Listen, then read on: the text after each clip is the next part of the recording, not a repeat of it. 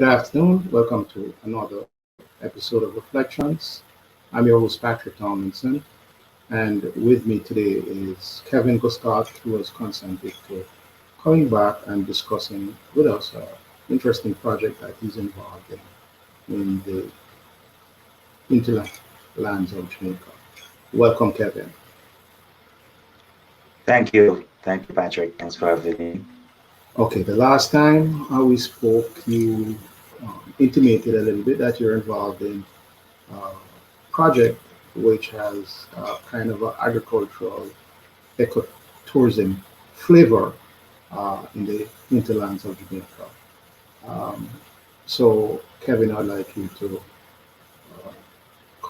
just discuss with us, tell us a little bit about how you got involved in it and what it's all about and how it dovetails and it relates to the wider community around it. So, what's the name of the project, Kevin? Right. So the Crockett Rock is actually the Crockett Rock is a company that intended to do tours in a Cockpit Country and looking at the cultural resources and sharing days in the life of rural folks. So we have acquired parcels of lands within the Cockpit Country, as you have indicated there, those or areas in the Cockpit Country, right near where villages are, but also deep enough to be near protected areas. So it fits right between protected areas and would be sort of like a kind of a buffer zone. It's intended Okay. though to invite people to spend a day or spend days in the Cockpit Country or near there, and to understand what it really means, to be educated about the type of plants, how that evolved geographically. The area is very interesting visually, as well as with the plants and animals that lives there. But the Cockpit Country also grew out of the need to create more space for recreation, for people to use the natural space as part of what Jamaica provides, and linking the natural with the cultural, meaning the natural with the. So it's not a separated idea. It is that people who would be coming into the Crockett Rock would be interfacing and relating with locals. Okay. They would be our guides for hikes. They would provide food for. So it's planned to have a real integration with nearby communities and to sort of like have them see that and learn and share the value of the community. Yes. So these Okay. highlights are features of the Crockett Rock that you might be able to notice it from, from surrounding villages and so on. This is an interesting geological feature that I thought that would be, people would want to know how do you get a rock on a hillock like that within the Cockpit Country, but it's just part of the natural weathering process. Okay. So, tell us a little bit about the significance of the cockpit country to Jamaica. Okay, so the Cockpit Country has natural and cultural significance. Natural, in the sense of being an area that has a lot of Jamaica's endemic plants resources. The water, it's a watershed for at least 40% of the water that is provided for the northern and western side of the island. The Cockpit Country is home to a lot of people who are doing farming in that region for forever. It's home for the Maroons, and on the other side, it is a training facility for international um, international fighting forces that British they use that regularly to train in what would be some of the most rugged terrain on Earth. Yeah. Um, so we're talking about natural. Culturally, I mentioned as well as the home of the Maroons. It has within it every hill in the Cockpit country most likely have a name or have some relationship with the local culture. And Okay. so what might be seeming to be badlands or bushlands or backlands, or actually home for a large amount of people who use these areas to gather their herbs, their food, plant materials, and to support their livelihood. The Cockpit country allows this part of Jamaica to remain, as independent from a lot of other influences. And Okay. the Cockpit country, if when you traverse the Cockpit country now, you will see elements of settlement that existed, 200, 300 years ago. What has happened though, with roads being built, most people, not most, but a lot of people migrate towards the roadway, and so they would have left family lands and so on in ruins. But these ruins provide really great stories about how Jamaicans lived in very hostile environment um, with the British um, um, 300-400 years ago. So there's a lot of history inside there and a lot of Okay. culture to be looked at. Okay. Tell us, just take a minute to tell us about the Maroons and the significance of the Maroons to the history and culture and development of Jamaica.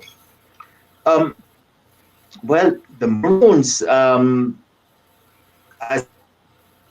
as it is, not enough research has been done about the Maroons, and so they have a not such a very clear idea amongst Jamaicans of who the Maroons are and how they made such a significant contribution to the development of Jamaica and the Caribbean. The Well, Maroons sort of broke. Bev, Bev Carey, sorry, Bev Carey, I think did an exhaustive book on the Maroons, and I think 200 years ago, a British army officer, I'm not sure he was, but I think he was, by the name of Dallas, did a exhaustive study on them also. But you think there should be Yes. more? Yeah, that's I'm making the point that there should be more because of the significance of this group in the development of the Caribbean. So Jamaica has been a very significant asset to the Europeans in their attempt to control the Americas, and so Jamaica was targeted by the British, although it was controlled by the Spanish. They were targeted by the British extensively until they got control of that. In all of that process, the Maroons, who were mostly Africans, um, fought back against both the Spaniards and the British, and they had the ability and resources based on how the rugged interland or hinterland terrains were. And they lived in that era, developed a culture inside there, created a government structure inside there, which was sophisticated enough to to to rampage, pillage, and undermine sugar, the development of sugar. So I believe, from how I understand the history and the research that I have done, the Maroon made sugar production not so possible amongst the Lucrative. British. Yes. Uh-huh. And so, in order to get that process going, they had to create a sort of some kind of they had to sue for peace, and that's Okay. part of how the treaty came about, because the Maroons made sure that the British did not have a strong footing in the country. It would have been written otherwise, but they created a situation that destabilized the British sufficiently enough for them to consider a treaty, and which was not what they would have done to regular people. And I believe that freedom fighting that the Maroons did and the treaty that they gathered from that quietly could have inspired aspect of the Haitian Revolution, which sort of was operating sometime close to the last Maroon War in Jamaica, I think the around last Maroon War was 1781. 1793, Yeah, 1781, yeah, yes, and and then the revolution in Haiti was 1791. yeah, but the revolution was really a period, different Okay. topic, but it really was a quite an extensive Yeah, I period know it started. of struggle. Oh, Uh, okay. so overall, just to say that the Maroons struggle in removing and the empire, sort of like started to create weakness within the British Empire. Started right there in the mountains of St. Anne and Portland and Trelawney. Okay. So I want us now to speak a little bit about how you, Kevin, the entrepreneur, got involved in development in the cockpit country. All right. So I have had long-standing interest in developing our country. And it's just a personal, long-standing interest in finding ways to creatively develop your country in the way that is consistent with your culture.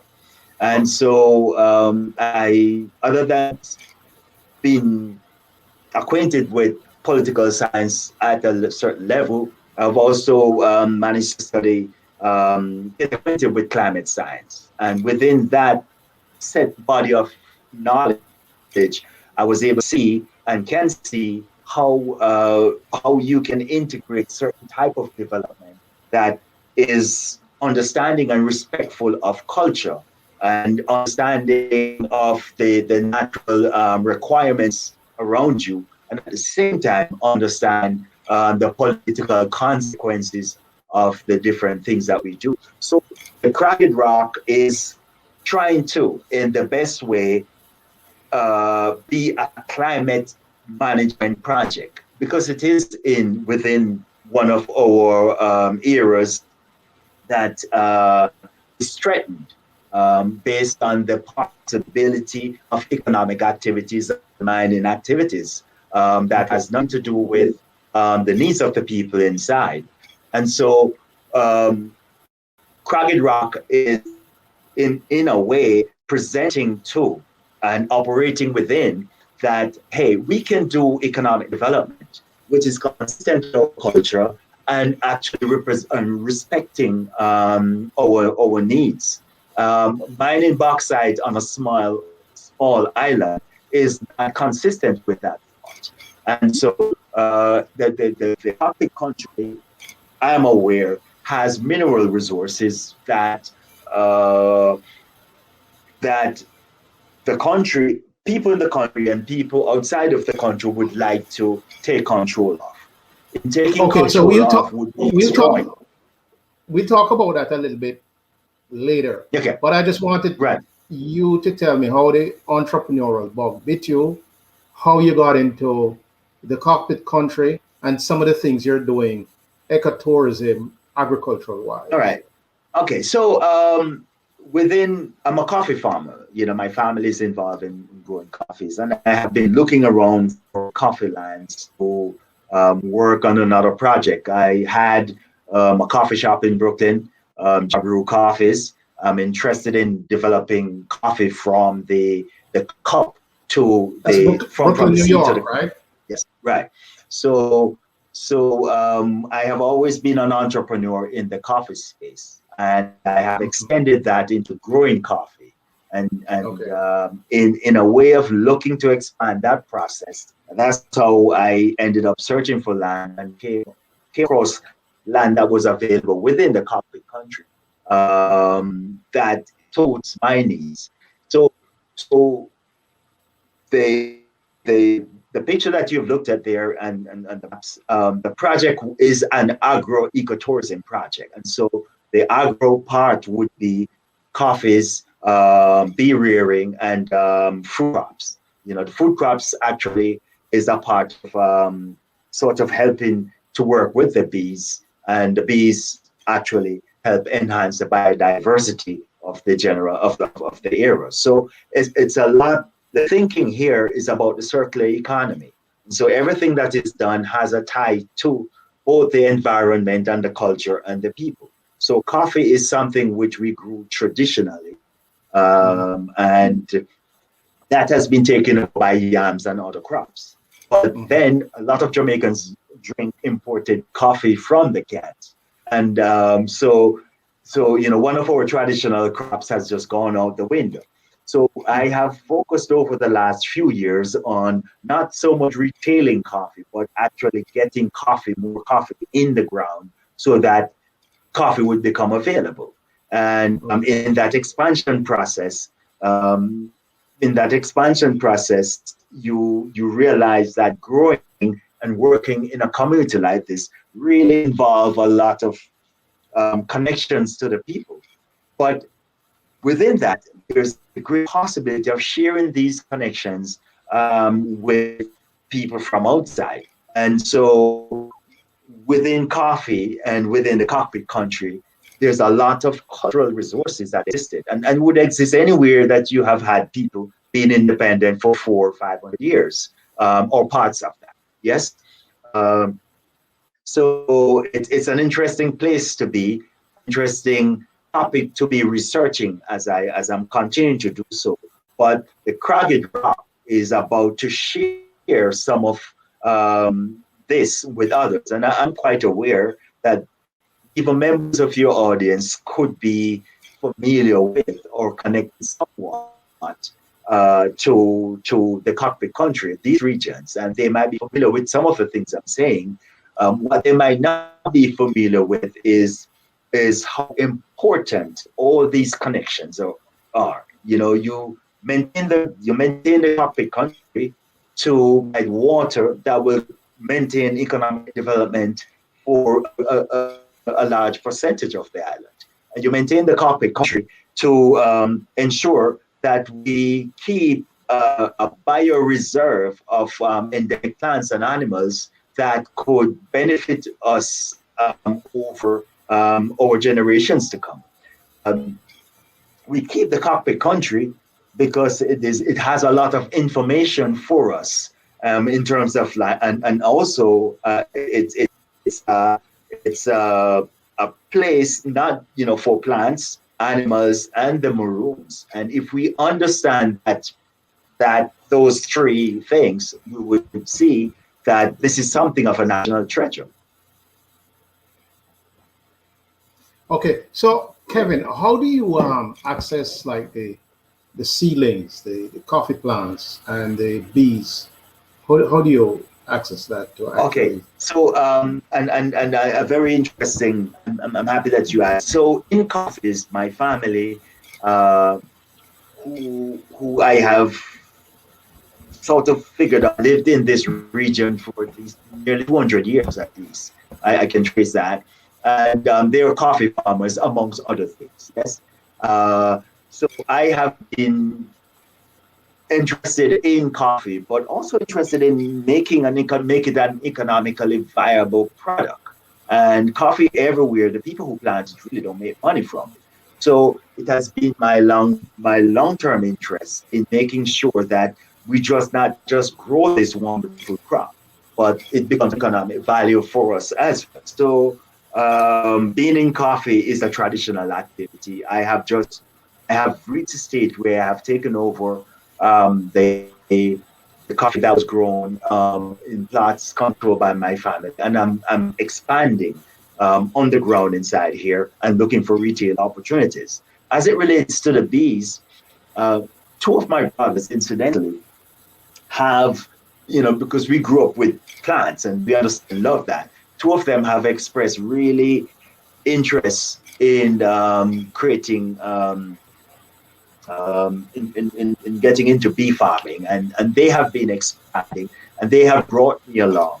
And in getting along with that, as a climate scientist, you understand how important these are.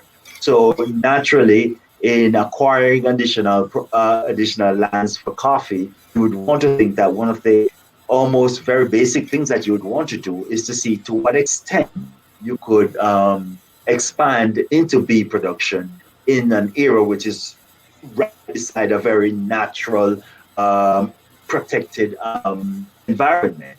So And I think, how would one get the bees? Let's say somebody's thinking of getting okay, into that business. it's if I tell you Would my would they brothers come do to it, you?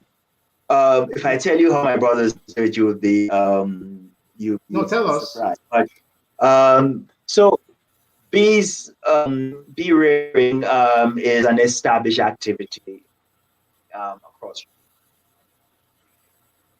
Jamaica. You have well-established bee farmers, and so bee colonies are available. To get into the business, one could acquire bee colonies from established farmers, um, and get going. So that is how people normally do that. For us, one of my brothers, we acquire in the same way, but in the expansion of your hives, you're able to also do that within as your hives allow you to expand. And But several farmers, I wanted your to program. interject this. Okay, go ahead, sir. Go ahead. Yes, they're bees or things that local farmers and residents fear with a passion, and so a lot of hives that flows around naturally could be destroyed, and people would fire on them to just get rid of them. And so we're trying to educate, and we're trying to people come to us to assist them in removing bees from their farms and their homes and so on. We do that because we think that first of all, it's easier to do that than burning them out, and so we protect the bees in that way. But our community, around certain time of the year, we get real busy assisting people. Farmers will now go to their field if their beehive has come down, and so that's another way in which bees are acquired. And I think it is in protecting these insects. It's so important to educate farmers and even allow them share our numbers with them so that they could call us rather than put a fire to the hives. Yeah. Okay. So that is well, one part of we don't have it, Kevin. Yeah, we Yes. don't have a lot of time left. So yes. I'd like you to, in the remaining, say 4 or 5 minutes, if you can sum up for us, tell us a little bit about how an investor would get involved, the potential benefits of being involved in whether it's beekeeping or coffee farming in the area in which you are particularly involved. But it's a very interesting question, and it's one need to be driven. As an entrepreneur, one of the skills that I have learned it from failures. Just knowing how to keep on going, and after a while, you know how to hone down and avoid certain mistakes, and two, after a while, you know what's an opportunity. The Cockpit Country, I believe, because of its nature, it's an independent place. You have lands that are government controlled, but it is not corporate, and so people could come in and acquire lands. A lot of people probably have family lands inside here, and from time to time you see development which doesn't indicate a sale, but would be family members joining with other family members and adding towards whether building a home, and extra room. Really, in the larger picture, there is really not a lot of formal investment activity in say whether in agriculture or ecotourism. And I say formal, but there's a lot of activities going on because of the independent nature. A lot of small farmers actively develop their plots and develop their livelihoods. So to get involved here, it would it would probably be coming in and acquiring some real estate nearby, Or going in and a joint venture. of getting into a joint venture. I Mhm. am developing conversations with people because the Cragged Rock is expected to do a little bit more than bee farming and coffee. I intend to have and develop activities around mountain biking and hiking, camping, and all of that. Some bird watching, and activities that would have great cultural and recreational value, but no impact on the environment. I would like to have people come in and eat roast yam and eat the food that is available locally, and so until the question was about formal investment. There are really no machinery that exists yet, but the era is really possible for development and on a small scale, creating little chalets that people could spend a weekend and so on. So I am available to advise people who are interested in going this route. If they have property in the area, I would be more than happy to share with them my knowledge of how you can navigate both the government and the other process of development in Jamaica. So, yes. Excellent. So, Kevin, a mouthful there in such a short space of time. I want to thank you for taking the time out to come and talk to us about Cragged Rock and its development and some of the things that you're looking at, the beekeeping, the agricultural products that you're growing, and your particularly your coffee. Now, Jamaican coffee is noted the world over, and so you're Right. adding a bit to that. So, Kevin, once again, thank you, and I wanted to invite you to come back and speak a little bit about mining in the Cockpit Country. Thank you so much, Kevin Guscott. Thank you for having me. I really appreciate and I enjoy talking to you.